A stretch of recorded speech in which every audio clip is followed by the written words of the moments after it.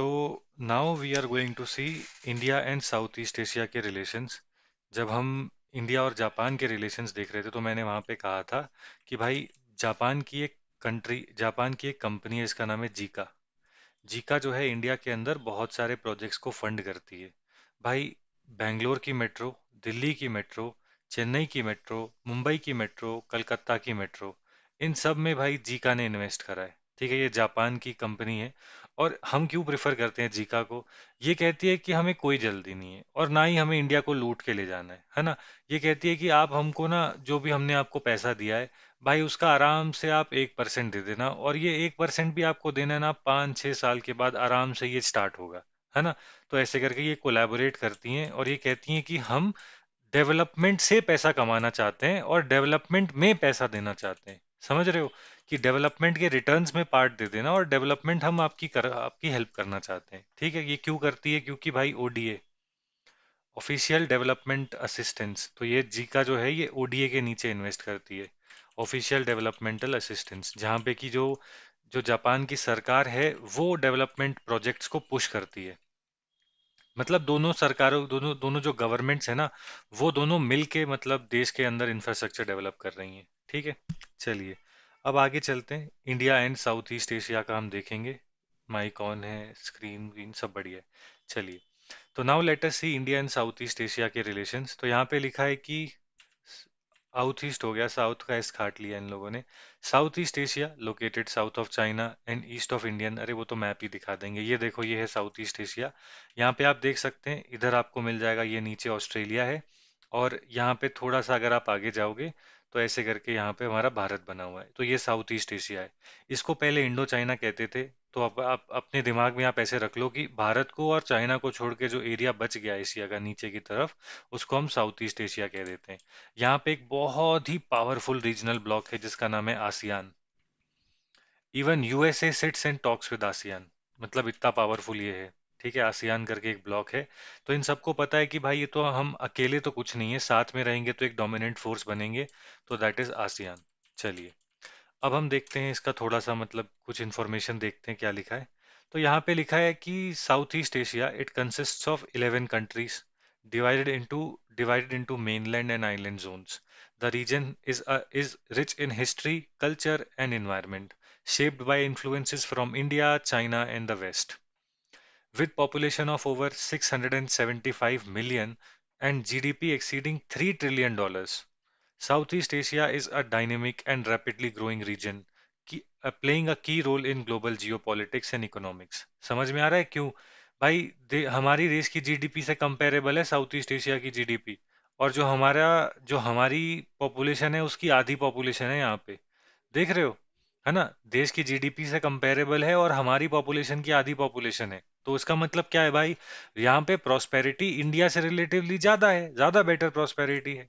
That is why a lot of world, चाहे वो European union हो, यूएसए हो, या चाइना हो, हर कोई चाहता है कि हम यहाँ पे अपने मार्केट को खोलें। क्यों खोलें?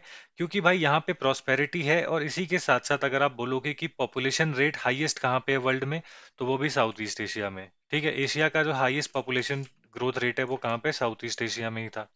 तो इसलिए यहाँ पे क्या है, यंग पॉपुलेशन है ना, यंग पॉपुलेशन है, और इसी के साथ साथ यहाँ पे प्रॉस्पेरिटी भी है। जहाँ पे पॉपुलेशन होती है और रिलेटिवली हाई प्रॉस्पेरिटी होती है, वहाँ के लोगों को हम क्या कहते हैं? Demographic dividend. तो कहते हैं कि साउथ ईस्ट एशिया का जो डेमोग्राफिक डिविडेंड है, it is on the run. Now it is a battle between south East Asia and India, कि दोनों में से अगला चक्का कौन बनेगा वर्ल्ड की इकोनॉमिक ग्रोथ का। पहला चक्का कौन था? यूरोप। उसके बाद कौन बना? यूएसए। इसके बाद कौन बना? इसके बाद we can say it was Japan, South Korea, largely Japan, South Korea, और ये बहुत ब्रीफ पीरियड के बाद यहाँ पे आ गया चाइना। अब ये कह रहे हैं अगला चक्का या तो बनेगा ये साउथ ईस्ट एशिया या फिर इंडिया। देखते हैं कौन सा बनता है। हम तो चाहेंगे ना इंडिया बने, तो इसलिए भारत में अगर आप देखोगे तो जो अभी करंट गवर्नमेंट है ये सोशल सिक्योरिटी पे बहुत काम कर रही है।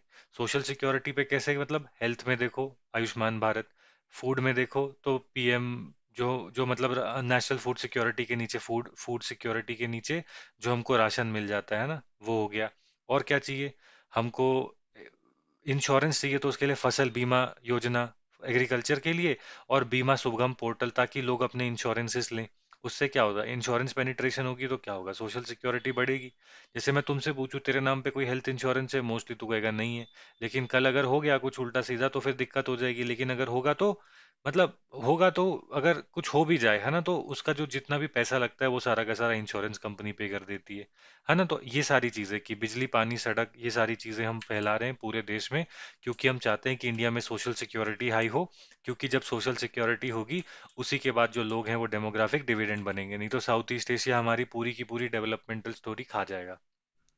अब देखते हैं इंडिया और साउथ ईस्ट एशिया के रिलेशंस कैसे हैं। तो एक एक देश के साथ ही ऑफ कोर्स देख लें। अगर हम बात करें इकोनॉमिक टाइज की, तो India serves as a significant trade partner for multiple South East Asian nations with notable trade relationship with Singapore, Vietnam, Indonesia, Thailand and Malaysia.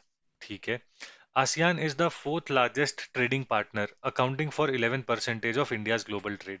बाकी सब भूल जाओ, जो अंडरलाइन कर रहे हैं उनको याद रखो। तो इंडिया और आसियान के रिलेशन पे सवाल आ सकता है, क्योंकि अभी अभी आसियान एक्सपैंड भी हुआ है, और आसियान आसियान की एक डिफेंस मिनिस्टर प्लस कॉन्क्लेव होती है, वहां पे हमारे डिफेंस मिनिस्टर राजनाथ सिंह जी भी गए थे, तो इसलिए इसके ऊपर सवाल आ सकता है। तो आपको याद रखना है कि ASEAN is India's fourth largest trading partner.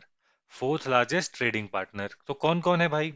अगर बुद्धि तो इतनी डेवलप हो ही जाती है ना, यूएसए, यूरोपियन यूनियन, फिर उसके बाद चाइना, तो चौथा कौन सा है? आसियान।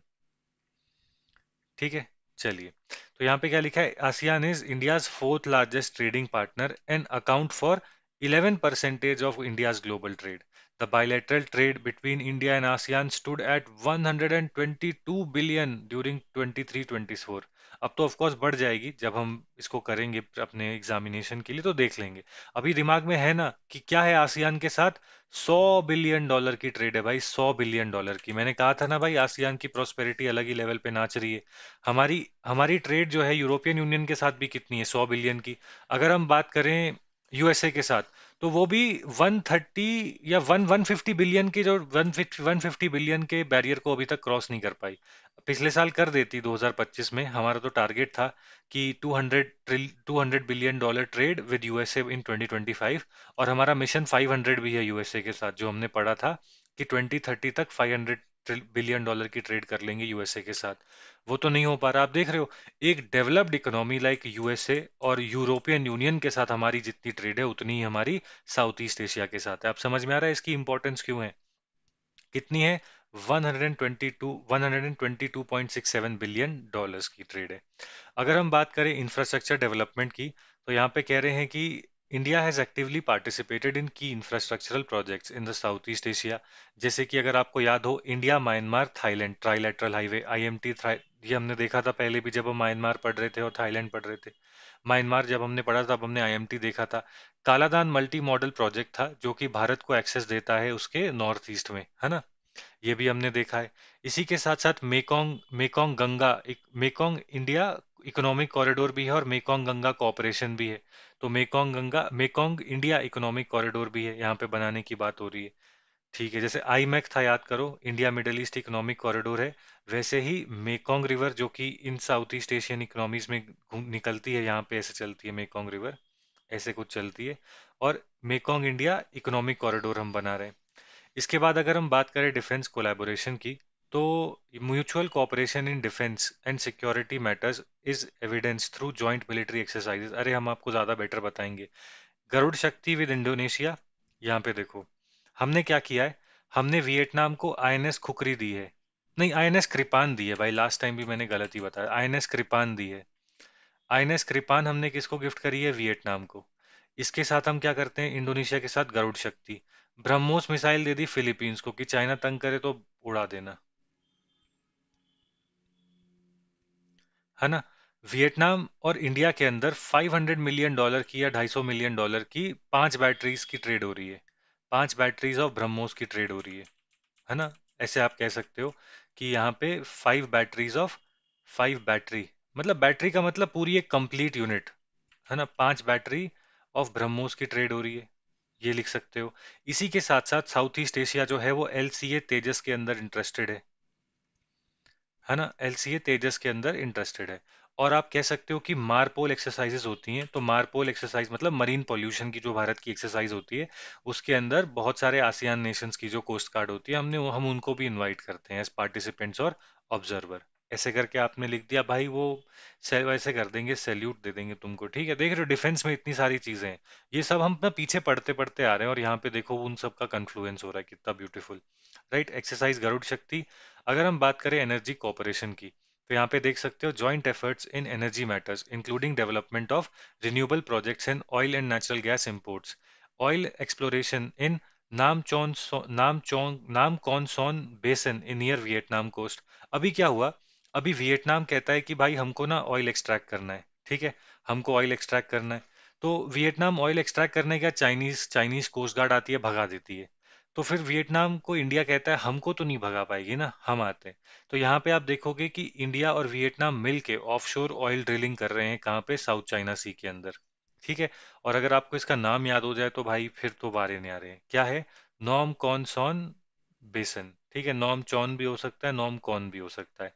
तो आप लिख देना कि नॉम कॉनसॉन बेसन के अंदर इंडिया और वियतनाम जो है जॉइंट ऑयल एक्सप्लोरेशन कर रहे हैं। तो ये क्या हो गया, स्ट्रेटेजिक एनर्जी कोऑपरेशन हो गई हमारी वियतनाम के साथ। इसी के साथ साथ South East Asian countries are also part of International Solar Alliance. अगर हम बात करें साइंस एंड टेक्नोलॉजी की इंगेजमेंट की, तो ASEAN India science and technology development fund है जो कि रिसर्च एंड डेवलपमेंट को सपोर्ट करता है। अगर हम कल्चरल एक्सचेंजेस की बात करें, तो आप देखोगे कि भाई हमने अंकोर वाट टेम्पल था ना, इसको क्या किया, इसको रिस्टोर करा।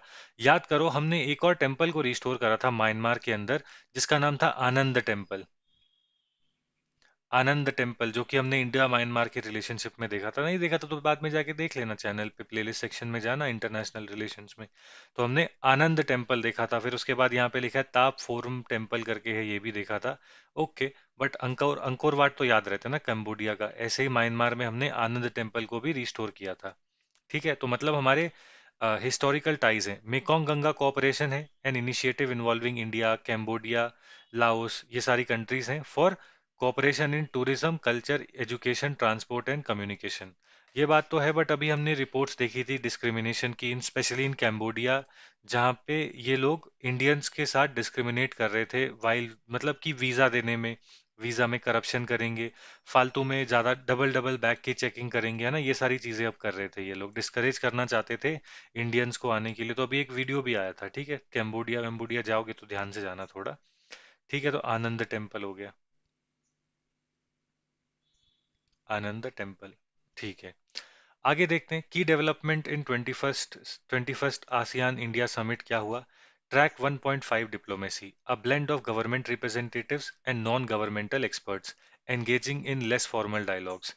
Track 2 diplomacy, informal discussions between non governmental experts without government involvement. तो मैं आपको समझाता हूँ डिप्लोमेसी कैसे होती है। मान लीजिए ये कंट्री वन है और ये कंट्री टू है। जैसे मान लीजिए इंडिया और यूएसए, इनके रिलेशन थोड़े से खट्टे चल रहे हैं बिकॉज डोनाल्ड ट्रम्प ने हमारे ऊपर सैंक्शंस लगाई। तो अब track one diplomacy T1, that is government official to government official, ये नहीं हो पा रही क्योंकि दोनों ही मतलब मुंह चढ़ा के बैठे हुए हैं। फिर इसके बाद ट्रैक टू होती है, जहाँ पे मान लीजिए माइक्रोसॉफ्ट गूगल जो होगी, वो भारत की टीसीएस के साथ कोऑर्डिनेट करेगी, और मान लो जियो के साथ कोऑर्डिनेट करेगी, अंबानी जी के साथ सुंदर पिचाई जी बैठेंगे, या फिर मेटा के सीईओ बैठेंगे, और ये कहेंगे कि भाई दिस इज नॉट गुड, आप अपनी सरकार को समझाओ, हम हमारी सरकार को समझाते हैं, ऐसी बातें होंगी। इसको ट्रैक टू कहते हैं। फिर इसके बाद क्या होगा, अब हम सबको पता है कि भाई दोनों के दोनों तो मान नहीं रहे। ये सरकार भी बोल रही है कि पहले, यूएसए कहता है इंडिया झुके, इंडिया कहता है कि झुकेगा नहीं, तू तुझे झुकाएगा। तो अब क्या होगा, ट्रैक 1.5 आएगा। ट्रैक 1.5 में क्या होगा, बिजनेसेस एंड सरकार साथ में बैठेंगी, और यहाँ पे भी बिजनेसेस और सरकार साथ में बैठेंगी, और यहाँ पे बिजनेसेस दोनों सरकारों को आपस में लाने की कोशिश करेंगे, या फिर दोनों सरकारें बिजनेस को आपस में लाने की कोशिश करती हैं। ट्रैक वन ऑफिशियल होता है, ट्रैक टू बिजनेस वाला होता है, ट्रैक 1.5 क्या होता है, मिक्स ऑफ बोथ। ठीक है, हमको तो वो समझ में आ गए। फिर कहते हैं ट्रैक थ्री भी होता है। ट्रैक थ्री में क्या आ जाएगा, डायस्फोरा। कि जो डायस्फोरा होता है वो इन्फ्लुएंस करेगा अपने लोकल लीडर्स को कि भाई इंडिया के साथ अच्छे से बातें करो, भाई हमारा देश है ना, ऐसी सारी बातें होंगी। इन द सेम वे जो उस दूसरे देश का डायस्फोरा इंडिया में होगा, वो हमको समझाएगा। इसके बाद देखो क्या लिखा है, 10 पॉइंट प्लान आया इंडिया और आसियान के बीच में, जो कि it was announced to align with the summit's theme of enhancing connectivity and resilience. Progress of ASEAN India Comprehensive Strategic Partnership was reviewed and the new ASEAN India Plan of Action 2026-2030 was proposed. यहाँ पे कह रहे joint statement क्या आती है देखते हैं. Strengthening trade cooperation by accelerating the review of ASEAN India trade in goods agreement, जिसको कि AIT का करके बोलते हैं. फिर उसके बाद यहाँ पे लिखा है launch of ASEAN India fund for digital future to support joint activities, focus on digital public infrastructure, financial technology, मैंने कहा था ना साइबर सिक्योरिटी, ये सब AI कहीं पे भी डाल देना आ जाएगा. Encourage collaboration in AI, sustainable financing, capacity building for regional growth. ठीक है, ये ऑल दिस ना वी कैन राइट, है ना, हम कोई बच्चे थोड़ी हैं, हम लिख सकते हैं ये सारी चीजें. अभी तक हमने क्या क्या देखा? अभी तक हमने जो जो देखा उसको हम लिख लेते हैं. सबसे पहली चीज अगर मैं बात करूं इकोनॉमिक रिलेशनशिप्स की, तो हमने ये देखा कि हमारी ट्रेड 122 बिलियन डॉलर के आसपास है. पहली चीज. दूसरी चीज, हमने कल्चरल टाइज की बात करेंगे तो अंकोर वाट टेम्पल की रिस्टोरेशन हमने की है. बुद्धिज्म के बुद्धा जी के रेलिक्स थे, हमने थाईलैंड को दिए. ठीक है, अभी अभी क्योंकि थाईलैंड में बुद्धिज्म है ना, तो अभी अभी हमने थाईलैंड को बुद्धा जी के रेलिक्स निकाल दिए हैं. फिर इसी के साथ साथ हमने देखा कि आनंद टेम्पल है, आनंद टेम्पल की रिस्टोरेशन में भी इंडिया ने सपोर्ट करा. ठीक है, ये हो गए इकोनॉमिक टाइज, ये हो गए हमारे कल्चरल टाइज. फिर इसके बाद आगे चलते हैं तो मिलिट्री टाइज. तो हम ये देखते हैं कि भाईजान हम लोग मिलिट्री में गरुड़ शक्ति एक्सरसाइज कर लेते हैं किसके साथ? इंडोनेशिया के साथ. भाई INS कृपान हमने गिफ्ट में दे दी वियतनाम को. फिलीपींस को कह दिया ले ब्रह्मोस रख ले, कोई तंग करेगा तो चला देना, है ना. ब्रह्मोस भाई हमारी इन हाउस टेक्नोलॉजी है, हम तब तक उस देश को वो ब्रह्मोस नहीं देंगे ना. जो मतलब भाई ब्रह्मोस 3 मैक पे चलती है, 300 केजी का वॉरहेड जो है वो लेके चलती है, जहां मारेंगे ना खड्डा हो जाएगा, है ना. इतनी हाई और इतनी प्रिसाइज हमने वेपनरी किसको दे दी? फिलीपींस को दे दी. तो इसका मतलब क्या, रिलेशन अच्छे हैं हमारे. फिर उसके बाद अगर मैं आगे चलूँ तो भाई एनर्जी की अगर हम बात करें तो हमने अभी देखा था कि इंडिया और वियतनाम साउथ चाइना सी के अंदर कलेक्टिवली ऑयल एक्सप्लोरेशन मिशंस कर रहे हैं. और उसका नाम क्या देखा था? ऐसे याद थोड़ी ना होगा, जैसे हमको याद था कौन और सौन याद है, आगे वाला याद नहीं है, तो वो देख लेते हैं क्या था. आगे वाला कौन सा था? नाम, है ना. तो वो ऐसे पूछ रहे हैं तुझसे कि भाई तेरा नाम क्या है? सन, तो नाम कौन सन. ठीक है, ऐसे करके याद, ऐसे ही याद होते हैं, मैं तो ऐसे ही याद करता हूँ भाई. मेरे एक्रोनिम तो सुन सुन के भाई लोग हंसते हैं. ठीक है, जैसे एक वो उसके लिए बनाया था, चलो वो तो नहीं बोलना चाहिए, थोड़ा ज्यादा हो जाएगा. नाम कौन सन. ठीक है, तो ऐसे पूछ रहे हैं कि तेरा नाम क्या है, तो नाम कौन सन. ठीक है, तो इंडिया और वियतनाम की ये एनर्जी के लिए था. और क्या है भाई, अगर हम देखें तो इंटरनेशनल बॉडीज में कहाँ पे कोलैबोरेट करते हैं? मेकोंग गंगा कोऑपरेशन बनाई हुई है. आसियान आसियान डिफेंस मिनिस्टर या आसियान प्लस करके एक होता है, उसके अंदर भी इंडिया पार्टिसिपेट करती है. और हमने क्या देखा? हमने RCEP तो बनाया था, रीजनल कॉम्प्रिहेंसिव इकोनॉमिक पार्टनरशिप, लेकिन इसको इंडिया ने साइन नहीं करा, मोदी जी ने मना कर दिया, क्योंकि इससे ये लोग इंडिया के जो एग्रीकल्चर और डेयरी सेक्टर है उसको फ्लड कर सकते थे. लेकिन हमने क्या किया है, हमने ऑलमोस्ट हर आसियान कंट्री के साथ फ्री ट्रेड अग्रीमेंट साइन कर लिया है. ठीक है, ये इसमें नहीं लिखा है, ये मुझे पता है. और अगर मैं देखूँ तो भाई हमने देखा था ना अभी मेकोंग इंडिया इकोनॉमिक कॉरिडोर, ये भी देखा था, यहाँ पे लिखा है देखो, मेकोंग इंडिया इकोनॉमिक कॉरिडोर किधर है? यहीं पर होगा कहीं. मेकोंग गंगा कॉर्पोरेशन ये हमने लिख दिया. एक मेकोंग इंडिया इकोनॉमिक कॉरिडोर की हम बात कर रहे थे, MEIC, ये रहा मेकोंग इंडिया इकोनॉमिक कॉरिडोर, है ना. फिर इसके बाद देखो कालादान मल्टी मॉडल प्रोजेक्ट हो गया, फिर IMT ट्राइलेटरल हाईवे हो गया. इसलिए हम कहते हैं ना Myanmar is our entry to South East Asia, तो इसलिए हम म्यांमार के साथ काफी सारे प्रोजेक्ट्स कर रहे हैं, है ना. तो ऐसे करके एक एक कंट्री को भी उठा के आप नोट्स निकाल सकते हो. ऐसे यहाँ से IMT ट्राइलेटरल हाईवे आता है, यहाँ से मोरे से लेके स्मायर सोतवे करके है यहाँ पे जगह थाईलैंड में, वहां तक चलता है. फिर इसके बाद कालादान मल्टी मॉडल प्रोजेक्ट है जो कि हमको एक्सेस देता है कहाँ की? नॉर्थ ईस्ट इंडिया की. ऐसे करके आपको एग्जाम में लिखना होता है. देख रहे हो, इतने सारे आपको पॉइंट्स मिल गए. दैट्स इट, यही करना होता है और कुछ नहीं. एक्ट ईस्ट पॉलिसी है भारत की, तो हम पढ़ते रहते हैं, जरूरत आती है उसको थोड़ा सा कॉम्प्रिहेंसिवली देख ले, थोड़ा सा, है ना, इतू सा देख लेते हैं कि भाई इसमें है क्या. यहाँ पे देखो क्या लिखा है. In the aftermath of cold war and economic liberalisation in 1991, India launched the Look East policy to reorient its foreign policy towards the dynamic economies of East and Southeast Asia. The policy was later upgraded to Act East Policy in 2014 to intensify these engagements in economic, strategic and cultural sphere. हुआ ये था कि इस तरफ पाकिस्तान बैठा हुआ है, पाकिस्तान के साथ तो मतलब भाई मैं ही शॉक हो जाऊंगा अगर हमारे और पाकिस्तान के रिलेशंस नॉर्मलाइज हो गए। अब हमें पता है कि हमारा वेस्ट जो है वो तो अच्छी बात नहीं है, मतलब वेस्ट जो है वो अच्छा तो नहीं है, तो हमने कहा चलो लेट्स लुक ईस्ट, ईस्ट में देखते हैं क्या अपॉर्चुनिटीज हैं। फिर मोदी जी आते हैं, वो कहते हैं कि ना, we are done enough looking at east, now let's act east. कि मतलब हम ईस्ट के अंदर क्या करेंगे, इकोनॉमिक एंगेजमेंट करेंगे, स्ट्रेटेजिक पार्टनरशिप करेंगे, कल्चरल टाइज को हमारी सॉफ्ट पावर की तरह इस्तेमाल करेंगे और पीपल टू पीपल कनेक्ट जो है उसको बढ़ाएंगे। ऐसी सारी बातें यहाँ पे कही गई। चलिए, तो सिग्निफिकेंस क्या हुआ। अब यहाँ पे आप देख सकते हैं कि भाई ट्रेड एंड इन्वेस्टमेंट की ग्रोथ हो गई, 122 बिलियन डॉलर आसियान के साथ हमारी ट्रेड है। Connectivity, IMT trilateral highway, Kaladan, ये सारे के सारे हमारी एक्ट ईस्ट विजन में आते हैं। Strategic strategic and maritime cooperation होती है, जैसे कि नेवल टाइज होती हैं, इंडो पैसिफिक की सिक्योरिटी हम साथ में इंश्योर करते हैं, जैसे कि मलाबार सपोर्ट हो गई।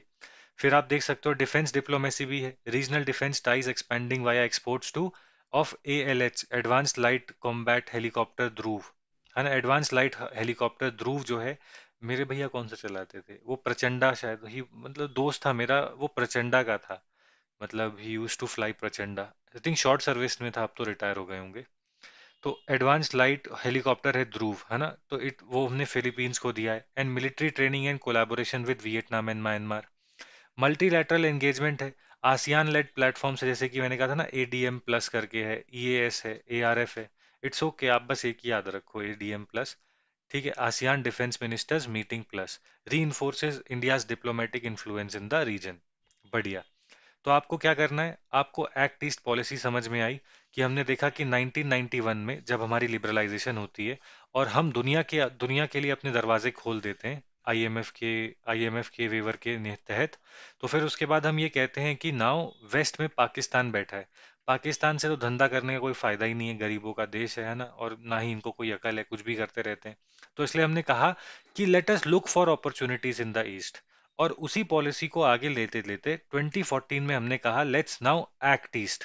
साथ कनेक्टिविटी को बढ़ाया, मैरीटाइम कोऑपरेशन को आगे बढ़ाया, सागर इनिशिएटिव में, जो सागर इनिशिएटिव या महासागर इनिशिएटिव के अंदर बहुत सारे, सागर क्या है, security and growth for all in the region.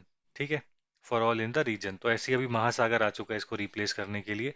तो हमने ऐसी स्ट्रेटेजिक कोऑपरेशन करी, हमने डिफेंस डिप्लोमेसी करी, हमने सामान बेचा इनको, है ना, फिलीपींस को ब्रह्मोस दिया, ध्रुव दिया, वियतनाम को आईएनएस कृपान दिया, गरुड़ शक्ति करी।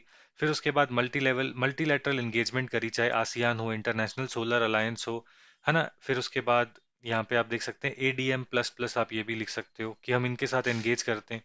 फ्री ट्रेड अग्रीमेंट्स हमने साइन कर रखे हैं। चलिए, अब यहाँ पे India relationship with ASEAN, same ही वही सारी चीजें जो होंगी वही सेम चीज रिपीट होंगी, but let's see.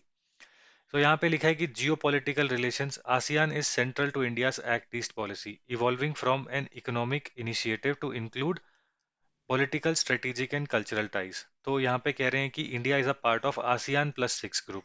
ASEAN plus six में क्या आ जाएगा, China, Japan, South Korea, New Zealand and Australia. ठीक है, तो जियो इकोनॉमिक्स की अगर हम बात करें तो वही, मतलब जो ऊपर हमने पढ़ा है वही सेम चीज लिखा है, तो I am not going to get deeper into it. जो हमने ऊपर लिखा था that is exactly what we have written here, you can really relax. यहाँ पे देखो, ये कीवर्ड होता है आसियान सेंट्रलिटी। आप क्या कहते हो, आप ये कहते हो कि जो मतलब जब भी कोई साउथ ईस्ट एशिया की बात करेगा, है ना, साउथ ईस्ट एशिया की जब भी बात होगी तो हम आसियान सेंट्रलिटी को रखेंगे, कि हम आसियान और आसियान नेशंस के जो इंटरेस्ट हैं उनको सेंट्रल में रख के हम बात करेंगे। ठीक है, तो यहाँ पे देखो क्या लिखा है, ये कह रहे हैं कि ASEAN centrality refers to the leading and coordinating role of ASEAN, जो कि एक organization है, in shaping the regional architecture of the Indo-Pacific. It means ASEAN remains at the core of political, security and economic engagement among major powers in the region through ASEAN-led platforms like East Asia Summit, ASEAN Regional Forum and ASEAN Defense Ministers Meeting Plus। तो यहाँ पे ASEAN centrality का मतलब क्या है, कि जब भी साउथ ईस्ट एशिया की बात होगी तो किसकी बात होगी? आसियान की एंड आसियान लेड इनिशिएटिव, जिसके अंदर ईस्ट एशिया समिट की बात होती है, या फिर आसियान रीजनल फोरम एआरएफ की बात होती है, और ASEAN defence ministers meeting plus होता है।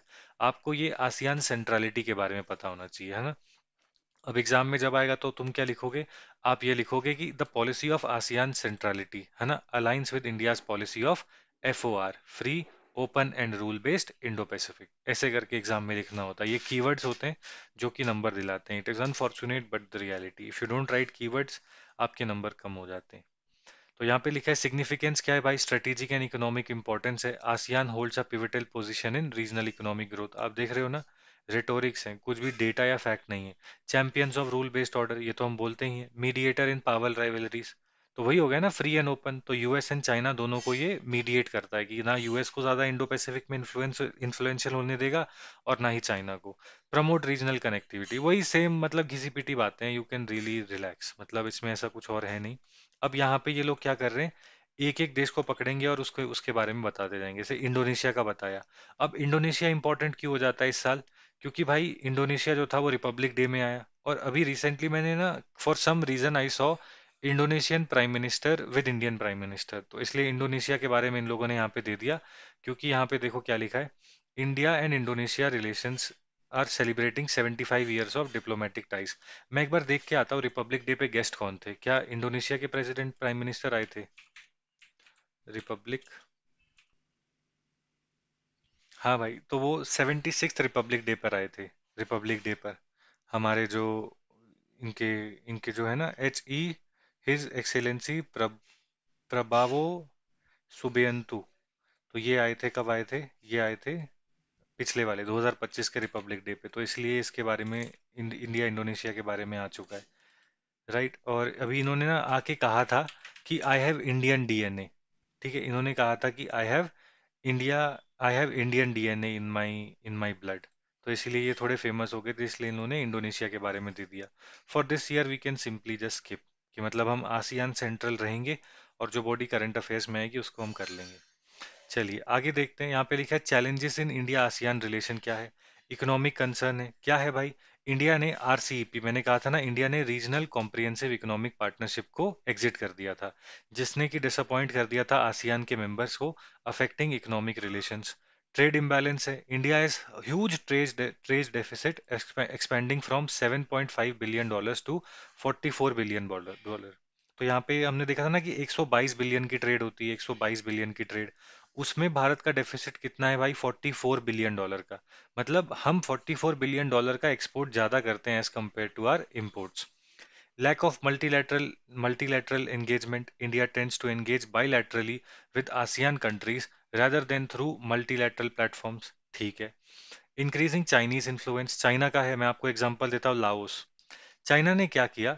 चाइना ने लाओस के अंदर बहुत बड़े बड़े डैम्स बनाए, ठीक है, क्योंकि लाओस के अंदर जो रिवर्स आती है ना, रिवर्स आती है, जैसे रुआक, शायद एक रुआक रिवर है, और एक, है ना, तो ऐसे करके छोटी छोटी रिवर्स आती हैं, आई am not sure about the name. तो चाइना ने यहाँ पे भाई बहुत हैवी हैवी डैम बनाए। इतने हैवी हैवी डैम बनाए कि भाई लाओस को कहते हैं it is a battery of south Asia, south East Asia. अब हुआ क्या? चाइना ने डैम बना दिए, लाओस को कहा बेटा पेमेंट। तो लाओस कहता है भाई पैसे तो है नहीं। तो ये कहता है अरे डिफॉल्ट कर जाओगे। तो लाओस कहता है नहीं नहीं भाई चाइना, हमारा लोन रिस्ट्रक्चर कर दे, क्योंकि अगर हम डिफॉल्ट कर गए तो हमारी ग्लोबल इमेज जो है वो खराब हो जाएगी, फिर एफडीआई नहीं आएगी। चाइना कहता है हाँ कोई दिक्कत नहीं है, तुम एक काम करो, ये जो डैम है इसकी बिजली हम बनाएंगे, और इस बिजली को हम डिस्ट्रीब्यूट करेंगे। तो अब लाओस की जो इलेक्ट्रिसिटी डिस्ट्रीब्यूशन है वो कौन कंट्रोल करता है? चाइना। अब मान लो कल चाइना लाओस के ऊपर कब्जा करने की कोशिश करे, तो क्या होगा? लाओस फाइट करेगा कैसे? अंधेरे में तो लड़ेगा नहीं, तो चाइना इनकी बिजली काट देगा, है ना? तो ऐसे करके इन लोगों ने क्या किया, लाओस के अंदर डैम कंस्ट्रक्शन करी है, या उनकी जो इलेक्ट्रिसिटी इंफ्रास्ट्रक्चर था उसको इंक्रीज किया, और लाओस को अपने ऊपर डिपेंडेंट कर लिया। ठीक है, तो ये चाइना के इन्फ्लुएंस के लिए आप कहना। और इसी के साथ साथ 6 बिलियन डॉलर का लाओस का रेल लिंक इन लोगों ने बनाया, लाओस के रेलवे में चाइना ने 6 बिलियन डॉलर इन्वेस्ट करे। तो ये क्या है, इनकी डेप्ट ट्रैप डिप्लोमेसी के नीचे हम देखते हैं कि Laos is one of the earliest victims of China's डेप्ट ट्रैप डिप्लोमेसी, ऐसे करके आप कह सकते हो एग्जाम्पल देने के लिए। और this we read in the previous session also. आगे चलते हैं। अगर बात करें कनेक्टिविटी इशू की, कालाधान मल्टी मॉडल प्रोजेक्ट हमने बना लिया, बट क्या वो यूज हो रहा है? क्या हम उसका 100% इस्तेमाल कर पा रहे हैं? नहीं कर पा रहे हैं। क्यों? क्योंकि म्यांमार में जनता गवर्नमेंट है, और अगर हम जनता गवर्नमेंट से एंगेज करेंगे तो हम बेसिकली एक एंटी डेमोक्रेटिक इस्टेब्लिशमेंट से एंगेज कर रहे हैं, है ना, जो कि ये दिखाता है कि इंडिया जो है वो डिक्टेटर्स के साथ भी एंगेज करता है। तो इसलिए इंडिया जो है वो बैक डोर से ही ज्यादा एंगेज करेगा, सामने से एंगेज नहीं करेगा। आप कहोगे अनस्टेबिलिटी इन म्यांमार इस is bringing a gap in India ASEAN relationship because we consider Myanmar as the bridge for ASEAN, कि Myanmar is India's bridge to ASEAN. ऐसे करके आप लिखना। इसके बाद भाई Myanmar, Myanmar Thailand, India Myanmar IMT trilateral highway जो है, India Myanmar Thailand trilateral highway, it hinders progress in trade investment and people to people ties की। ये जो आईएमटी ट्राइलेटरल हाईवे है, ये बना ही नहीं है अभी तक। मतलब ये इसके ऊपर इकोनॉमिक ग्रोथ हो ही नहीं रही है, मतलब इकोनॉमिक कोऑपरेशन हो ही नहीं रही है। ठीक है, चलिए। Role of Indian diaspora in South East Asia, तो यहाँ पे कहते हैं कि Indian business groups like Tata group have created jobs and boosted regional growth across the sectors. Cultural exchange की बात करें तो Indian epics like Ramayana and Mahabharata have shaped local culture, जैसे कि थाई का रामाकीन, जावानीज की रामायण, और इसी के साथ साथ गरुड़ा, जो कि सिंबल है, गरुड़ा सिंबल है कहाँ का? इंडोनेशिया का, राइट। फिलैंथ्रोफी की बात करें तो diaspora led foundation supports health and education, example Tata Trust in rural Thailand. Political influence की बात करें तो Indian origin leaders hold key position, जैसे कि एस जया कुमार जो in of Singapore, Singapore government. Okay, ठीक है। ये वाला तो ठीक है, मतलब ये इंडिया की डिप्लोमेसी या फिर आप कह लो सॉफ्ट पावर की बात करता है। बट जो मेन है भाई वो ये है, क्या मतलब हमारे और आसियान के बीच में दिक्कतें क्या हैं? सब दिक्कतें क्या हैं? सबसे पहली दिक्कत क्या होगी भाई? चाइना, है ना। हमेशा कंक्लूड करना चाहिए भाई पढ़ने के बाद, कि मेरे को पता हो ना भाई, तीन दिक्कतें मुझे पता है, मैं सुपरस्टार। दूसरी दिक्कत क्या है? Trade deficit. इसी के साथ हम कहेंगे कि इंफ्रास्ट्रक्चर के गैप्स हैं, क्योंकि जो प्रोजेक्ट है जैसे कि India Myanmar Thailand trilateral highway, और इसी के साथ साथ क्या था, वो जो पोर्ट हमने देखा था कालाधान मल्टी मॉडल प्रोजेक्ट, है ना, कालाधान मल्टी मॉडल प्रोजेक्ट जो है, ये सारे के सारे जो हैं अपने पूरे पूरे एफिशिएंटली इनका इस्तेमाल नहीं हो रहा। फिर इसके बाद हम कहेंगे delays. For example Sabang port जो हमने कहा था इंडोनेशिया का डेवलप करेंगे, बट इसके ऊपर जो प्रोग्रेस है वो कैसी है? जो प्रोग्रेस है वो कैसी है? स्लो है ना, ऐसे करके। और चाइना में आपने एग्जाम्पल किसका दे दिया? आपने एग्जाम्पल दे दिया लाओस का, कि चाइना का इन्फ्लुएंस देखना है तो आओ लाओस आ जाओ। ऐसे करके आप एग्जाम्पल लिख सकते हो। हम कहेंगे इसके बाद पांचवा हम लिखेंगे आरसीईपी, कि चाइना जो है वो आरसीईपी जो कि रीजनल कॉम्प्रिहेंसिव इकोनॉमिक पार्टनरशिप था, जिसके नीचे प्रेफरेंशियल प्रेफरेंशियल ड्यूटीज लगेंगी या इंपोर्ट पे, तो चाइना आरसीईपी का बेनिफिट लेके पूरे के पूरे आसियान मार्केट को कैप्चर कर रहा है ना। और इंडिया ने कॉशियस ऑप्टिमिज्म को दिखाते हुए, मतलब इंडिया जो कि कॉशियस था आरसीईपी को लेकर, उसकी वजह से इंडिया को जो मार्केट एक्सेस है इतनी अच्छी नहीं मिल पाई आसियान की। ऐसे करके आप लिखोगे, आपका काम हो गया। You are seeing how you are winning the mind of the evaluator by giving him fact, कि देख भाई मैं ये भी पढ़ा हूँ, मैं ये भी पढ़ा हूँ, मैंने ये भी पढ़ा है ना। आज तूने पढ़ा तुझे याद है, एग्जाम से एक दिन पहले पढ़ेगा तुझे याद होगा, लेकिन एग्जाम से एक दिन पहले इतनी बड़ी पीडीएफ नहीं होती, इसीलिए इस पीडीएफ को हमको 3 बार पढ़ना है। एक आज, एक बार कोशिश करेंगे मार्च में, और एक बार कोशिश करेंगे in the between prelims and mains, और अगर भगवान ने साथ दिया तो चौथी बार प्रीलिम मेन से कुछ दिन पहले। देन तो we will be unstoppable, we will be super dangerous. Current affair को लिंक कर करके पढ़ेंगे और उसको पीवाईक्यूज में लगाएंगे, and then we are going to become super dangerous. ऐसे होती है यूपीएससी मेंस की पढ़ाई। And if you are finding my lecture boring, that means I am doing a good job, कि I am not sitting here like a clown and trying to please you and try to tell you something जो कि बहुत interesting हो। UPSC is boring, अपने दिमाग में ये चीज डाल दो, that UPSC is boring, and जब मैं पढ़ रहा हूँ it is going to be boring. कोई कहे कि नहीं नहीं यूपीएससी इंटरेस्टिंग है, मैं आओ आपकी पढ़ाई को इंटरेस्टिंग बनाऊं, है ना, they just want, they are not interested in you, they are interested in your money. ठीक है, चलिए आगे चलते हैं। आगे और देखते हैं इसके अंदर और कुछ पढ़ने वाला है। यहाँ पे देखो भाई, ये बहुत ज्यादा इसकी बात हो रही है 10 पॉइंट प्लान की। ठीक है, ये भी मैं देख रहा था पेपर में भी इसकी बात करते थे कि 10 पॉइंट प्लान को लेटर एंड स्पिरिट में लगाओ। तो क्या लिखा है? Establish a strong foundation for deeper collaboration and shared growth aligning with India's vision of ASEAN centrality in the Indo Pacific. as highlighted in 2018 Shangri-La Dialogue.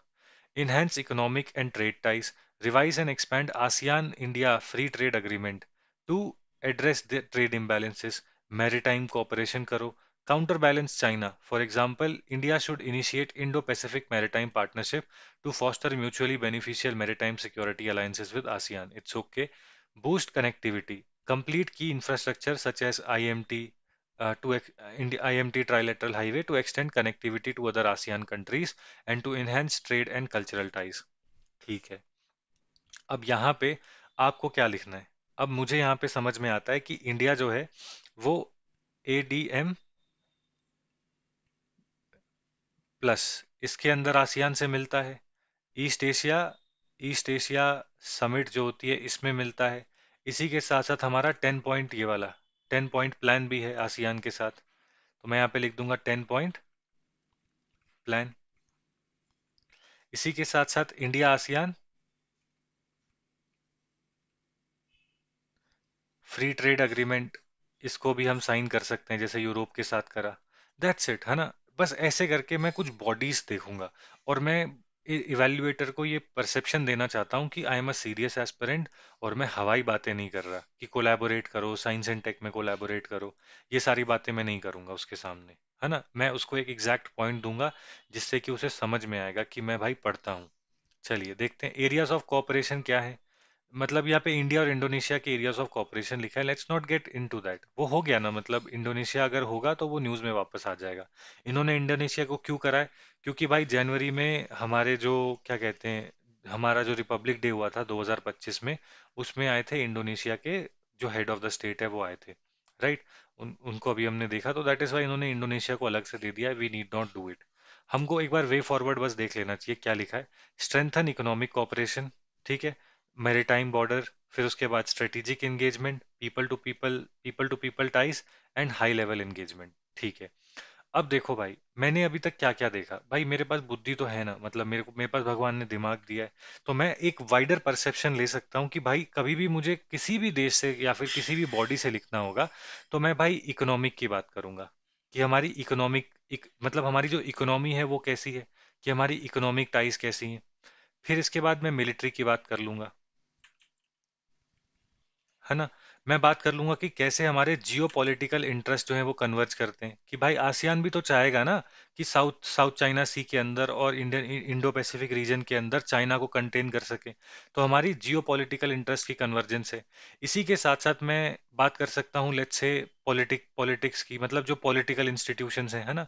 कि जो दोनों के अंदर हम कहेंगे कि डेमोक्रेसी है तो मैं उसकी बात कर लूंगा। तो पॉलिटी की बात कर लूंगा। क्या मैं कल्चरल टाइज की बात नहीं कर सकता?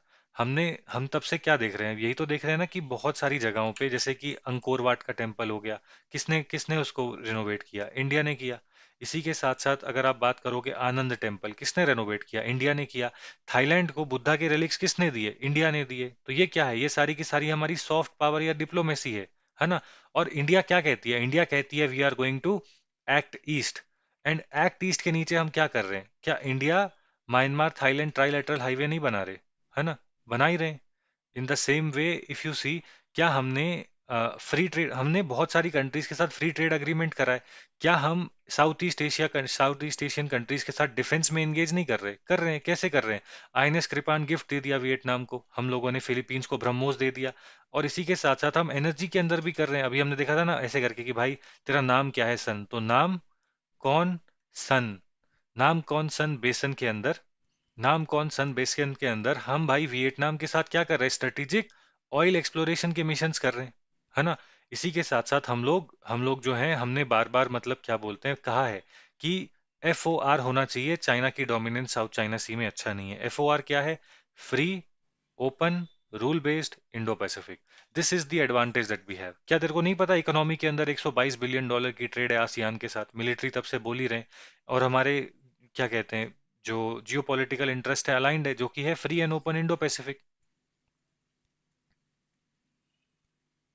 Free and open Indo Pacific and peace in the region, कि हमको शांति चाहिए जैसे कि साइबर सिक्योरिटी, फिर उसके बाद काउंटर टेररिज्म, फिर उसके बाद AI। जो जैसे कहते हैं कि south East Asia is also AI hungry. South East Asia चाहता है कि कोई ना कोई कंट्री आके हमारे साथ AI के अंदर कोऑपरेट करे। हम कह रहे हैं भैया हम आएंगे, है ना? हमने देखा ना, साउथ ईस्ट एशिया के साथ इंडिया और साउथ ईस्ट एशिया जो है, उनके कॉमन फंड है for development of science and technology. ठीक है। तो this is how you write when this is how you try to give a holistic perspective. जैसे आप देखोगे कोई भी टॉपर कहता है please write multidimensional answer, यही तो है मल्टी डायमेंशनल आंसर भाई। इकोनॉमी बता दी, मिलिट्री बता दी, जियो पॉलिटिकल बता दिया, पॉलिटी बता दी, कल्चरल बता दिया, है ना। इसी के साथ साथ हमने इंडियन पॉलिसी बता दी, एक्ट ईस्ट पॉलिसी कैसे वो कन्वर्ज कर रही है international policy of free and open Indo Pacific, है ना।